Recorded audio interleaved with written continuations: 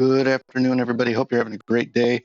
Today, I am going to be discussing something I'm adding to my shop. As my shop is very small, I need to work on building different devices or different storage solutions for my garage space.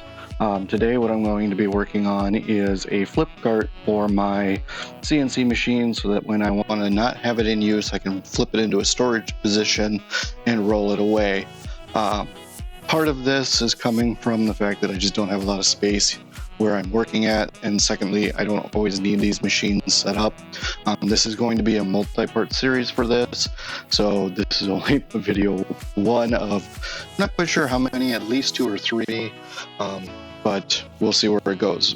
Basically, what I started with was a Rockler material mate cart. This Rockler cart is really nice because it can flip at about a 45-degree angle and allow you to have basically material that you would carry.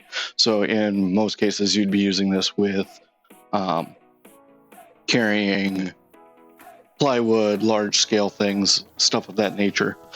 For this video, what I did is I've assembled the cart. There's one modification I added, which is I went ahead and changed out the standard.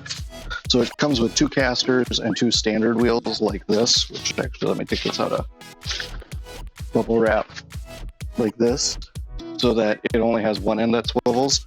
Well, in order for me to make it more viable for my location, I have actually added 4 casters so I can move it around like that. The other thing I have done so far, which is something that you can do with these, there are tons of workbench designs out there for it. I have bolted on this piece of plywood so that it is on there to give me a nice firm base, and that way then I can tilt the machine as so, and then put it back on here like this. So that's the only things I've done so far off of video. Again, we're going to have more information about that as I go.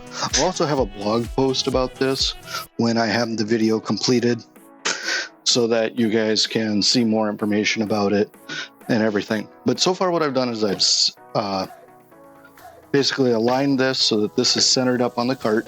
So my base design is all set and everything. The next thing I'm going to do is I'm going to pick up my CNC machine and get it centered on my cart. Now, what I'm deciding to do is I'm going to put the front of the machine towards the effective 45-degree front side of the cart. So I'm going to get this up here, get it nice and on the wood, and then we're going to center this to the wood. So right now, sorry about that, we are sitting about 9 inches here to obviously way more than 9 inches over here. And let me roll the cart more center so that you guys can see it.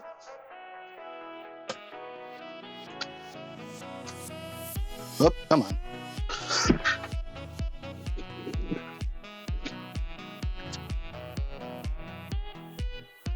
So we're going to scoot the machine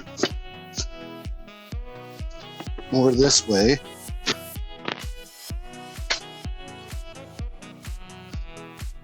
We're about 11 inches that way.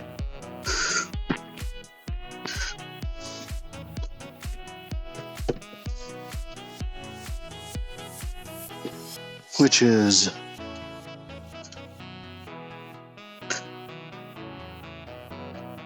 nine there. Yeah, we gotta come this way now. Of course, I'm probably gonna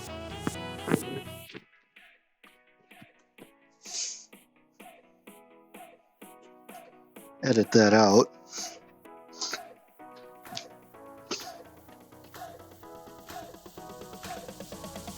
Almost at, we're at about 12 1/4 and 11. So we can come this way just a tad. That should put us at 11 3/4, give or take. And about 11 3/4. So the machine itself is centered. Obviously the cable chain is not, that's okay.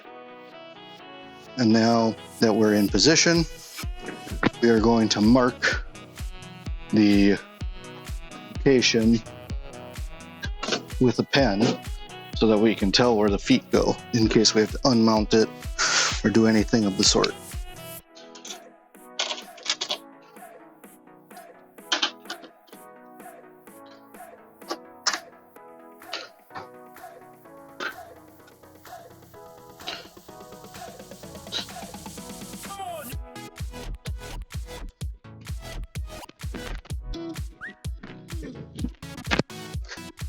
And this way, at least then now we know where the machine's supposed to sit in regards to where it is.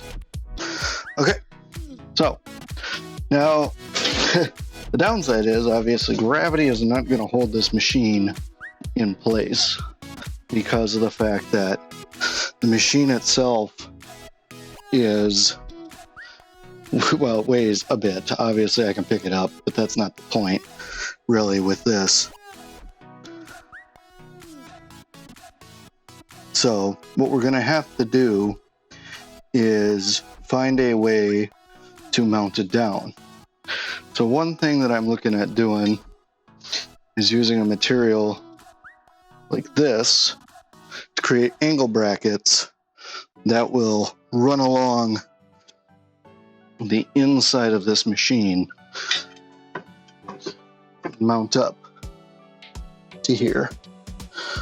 But the other reason is if I put one on the inside and I put one on the other side, so one in here, one in here, when I flip the machine should, in theory, stay in position.